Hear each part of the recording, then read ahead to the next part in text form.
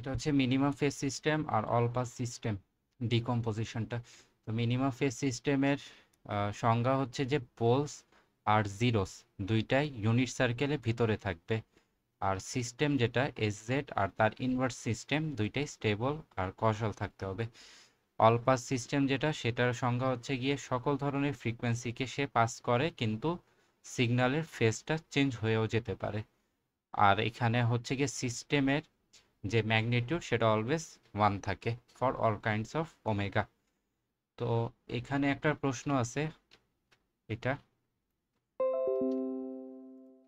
এখানে ওরা বলতে যাচ্ছে যে একটা এসজেড তারা দিয়ে দিয়েছে, একটাকে বলছে যে all phase system, all pass system, আরেকটা হচ্ছে গিয়ে মিনিমাম ফেজ সিস্টেম, এই দুইটা বের করে দেখাতে।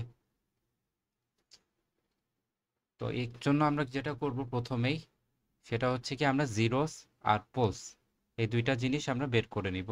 তো এখানে আমাদের জিরোস হচ্ছে কোনটা, লবে যেটা থাকে। তো জেড ইনভার্স ওয়ানে পাশে দেখতেছি হাফ আছে, তো জিরো হচ্ছে কি আমাদের মাইনাস হাফ। আর জেড ইনভার্স ওয়ানের পাশে ছিল 5, তো আমাদের জিরোস হচ্ছে -5। পোল হচ্ছে গিয়ে হরে থাকে, অর্থাৎ -4 আর -3, -1/3, -4 আর -1/3। আমাদের অল মিনিমাম ফেজ সিস্টেম যেটা ছিল, সেটার শর্ত ছিল যে জিরোস আর poles should be within unit circle. তো এখানে আমরা দেখতেছি যে হাফ যেটা, অর্থাৎ পরম মান যদি নিই, সেটা আমাদের ইউনিট সার্কেলের ভিতরে আছে, কিন্তু -5 যেটা, সেটা ইউনিট সার্কেলের বাইরে, অর্থাৎ একের বাইরে। এর জন্য আমরা এটাকে বলতে পারি যে ব্যাড জিরো, যে এটা আমাদের শর্ত মানতেছে না মিনিমাম ফেজ সিস্টেমের জন্য। সিমিলারভাবে পোল যেটা ছিল -4, যার পরম মান নিলে হচ্ছে 4, সেটাও কি একের থেকে বড়, অর্থাৎ ইউনিট সার্কেলের বাইরে, তো এটাও ব্যাড পোল। কিন্তু 1/3 যেটা, সেটা কিন্তু ইউনিট সার্কেলের ভিতরে আছে। তো আমাদের শর্ত পূরণ করছে না মিনিমাম ফেজ সিস্টেমের দুইটা, -5 আর -4। তো আমরা যখন মিনিমাম ফেজ সিস্টেম লিখব, মিনিমাম ফেজ অর্থাৎ এইচ মিনিমাম জেড, সিস্টেম যেহেতু এর জন্য এস দিয়ে প্রকাশ করছি, মিনিমাম ফেজ এর জন্য এমআইএন লিখছি। তো মিনিমাম ফেজ সিস্টেমে যেটা হয়, আমরা যেগুলো গুড, অর্থাৎ এখানে কি ছিল -হাফ, জিরোস আর -1/3, এগুলোতে কোনো সমস্যা ছিল না, কারণ এগুলো ইউনিট সার্কেলের ভিতরেই ছিল। তো এটা যেভাবে ছিল ওভাবে লিখে দিব। -হাফ গুড ছিল, অর্থাৎ 1 প্লাস হাফ জেড ইনভার্স 1, সেটা যেভাবে ছিল সেভাবে লিখে দিচ্ছি। এরপরে কি ছিল 1 প্লাস 5z ইনভার্স 1, এটার জন্য যে জিরোস আসছে সেটা ছিল ব্যাড। তো এই ক্ষেত্রে আমরা করব কি, এটার যে জিরোস ছিল তাকে রেসিপ্রোকাল, অর্থাৎ উল্টাই দিব। আগে ছিল 1 প্লাস 5z ইনভার্স 1, এখন হয়ে যাবে 1 প্লাস 5z ইনভার্স 1, জাস্ট উল্টাই দিছি। তো তাহলে কি হচ্ছে, এখন জিরোস কি -1/5, অর্থাৎ -1/5 ওয়ানের থেকে ছোট, ইউনিট সার্কেলের থেকে ছোট, অর্থাৎ ইউনিট সার্কেলের ভিতরে চলে আসছে। আবার 1 প্লাস 4z ইনভার্স 1, এটার জন্য যে পোল পাচ্ছিলাম সেটা ছিল ব্যাড, ইউনিট সার্কেলের বাইরে ছিল। তো এর জন্য আমরা 1 প্লাস 4 ছিল আগে, তো 1 প্লাস 4কে উল্টাই দিচ্ছি, 1/4 করে দিলাম। 1 প্লাস 1/3z ইনভার্স ছিল, এটার জন্য যে জিরো আসছিল সেটা ছিল গুড, ইউনিট সার্কেলের ভিতরে, তো যেমনে ছিল ওভাবে লিখে দিচ্ছি। তো এটা হচ্ছে আমাদের মিনিমাম ফেজ সিস্টেম। এখন যদি আমরা দেখি যে সকল ধরনের পোল আর জিরোস সবগুলোই ইউনিট সার্কেলের ভিতরে আছে, তাই শর্তটা পূরণ হচ্ছে। এরপরে আমাদের অল পাস সিস্টেমে যেতে হবে। তো অল পাস সিস্টেম, এটাকে লিখবো আমরা এইচ এপি, এ দিয়ে অল, পি দিয়ে পাস।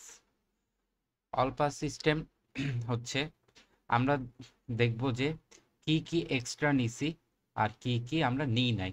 যেমন আমরা 1 প্লাস হাফ জেড ইনভার্স 1 নিয়েছিলাম মিনিমাম ফেজে, যেটা এস জেটেও ছিল।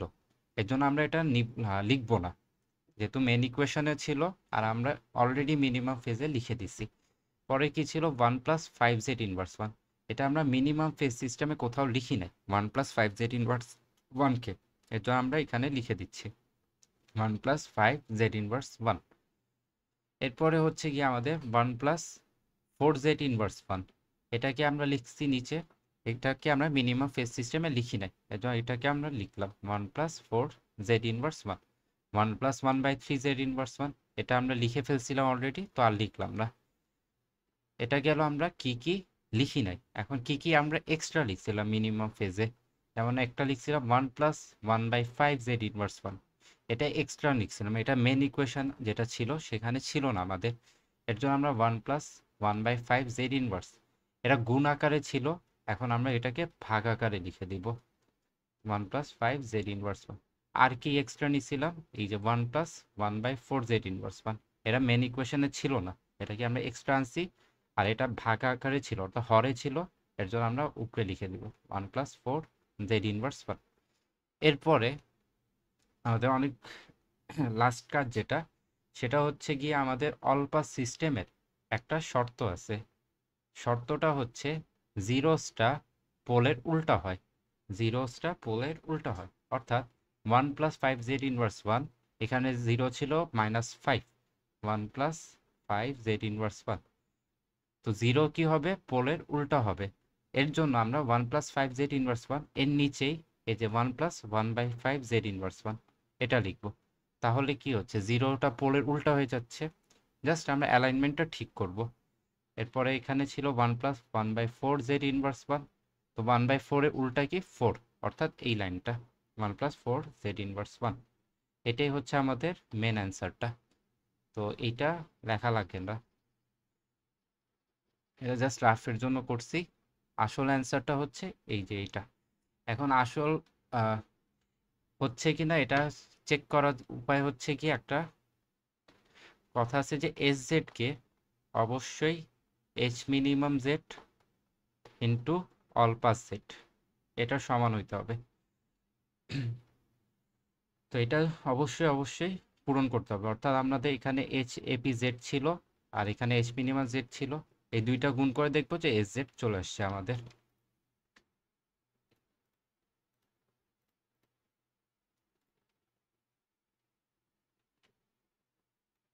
আরেকটা ম্যাথ ছিল ছোট্ট, সেটা হচ্ছে কি S Z equal to 1+3 z−1 আর 1+12 z−1 ছিল। তো এটাও সেম, মিনিমাম ফেজ সিস্টেম আর অল পাস সিস্টেম, এই দুইটা জিনিস বের করব। তো যেটাই বের করি না কেন আগে জিরোস পোল বের করি। তো জিরো কি ছিল এখানে, 3 ছিল, অর্থাৎ -3। পোল ছিল এখানে হাফ লেখা, তার মানে হচ্ছে কি -হাফ হচ্ছে পোল। তো জিরোস যেটা সেটা কি একের থেকে বড় যদি পরম মান নিই, অর্থাৎ ইউনিট সার্কেলের বাইরে আছে, তো এটা কি হচ্ছে আমাদের শর্তটা মানতেছে না অল মিনিমাম যে সিস্টেমটা ছিল তার, যেহেতু ইউনিট সার্কেলের বাইরে চলে গেছে, তো এটা হচ্ছে ব্যাড। আর পোল যেটা সেটা হাফ, অর্থাৎ ইউনিট সার্কেলের ভিতরে, সেটা হচ্ছে গুড। তো আমরা যখন মিনিমাম ফেজ সিস্টেম লিখব, তো আমরা করব কি, ব্যাড কোনটার জন্য ছিল, 1+3 z−1 এর জন্য ছিল, এর জন্য 1+3 যেটা সেটাকে উল্টাই দিব, অর্থাৎ 3 এর জায়গায় 1/3 z−1 হয়ে গেল। নিচে ছিল 1+12 z−1, তো এটা তো গুড, এটা তো ইউনিট সার্কেলের ভিতরেই ছিল, এর জন্য যা ছিল তাই লিখে দিলাম। এরপরে আমরা অল পাস সিস্টেমে আসব। অল পাসে দেখব যে কি কি আমরা লিখি নাই, বা আরেকটা জিনিস দেখবো যে কি কি আমরা এক্সট্রা করে লিখছি। তো 1+3 z−1 এই জিনিসকে আমরা মিনিমামে লিখছিলাম, লিখি নাই, এর জন্য আমরা এটাকে লিখে দিলাম আগে 1+3 z−1। তারপরে 1+12 z−1 এটা আমরা লিখছিলাম, তো এর জন্য এখানে আর লেখা লাগবে না। এরপরে আমরা চেক করব যে আমরা কি কি এক্সট্রা লিখছিলাম অল মিনিমাম ফেজে। তো এখানে দেখতেছি যে 1+1/3 z−1 এটাকে আমরা এক্সট্রা লিখছিলাম, তো এটাকে আমরা ভাগ আকারে লিখবো, যেহেতু গুণ করছিলাম ভাগ করতেছি।